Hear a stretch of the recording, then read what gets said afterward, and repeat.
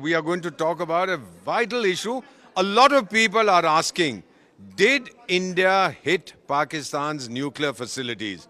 Now, I got interested in this because I have a WhatsApp group. A lot of politicians from across the world, academics, ambassadors, journalists, military officials. A retired Israeli general, now settled in the United States, part of my group, he sent me a very cryptic message.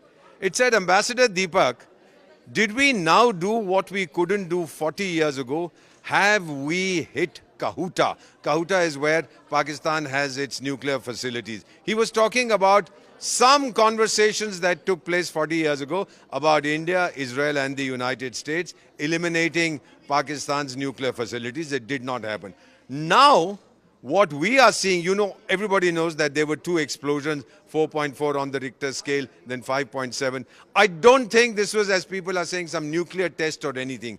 This was, I believe, again, this has to be verified, this was the reactor in Kahuta melting down. Why do I say this? Because when we had this in Chernobyl, in the former Soviet Union, which is now in Ukraine, I was there. Then in Fukushima in Japan, I was there. They use what is called boron dioxide and sand to cool the core of the radiator and to prevent radioactivity, the core of the reactor and to prevent radioactivity from leaking. The same boron carbide, of which there is an abundance in Egypt on the banks of the Nile, has been sent to Pakistan. Now that is very strong evidence that something is happening. Something is rotten in the state of Pakistan. Sorry, Hamlet, you said something is rotten in the state of Denmark.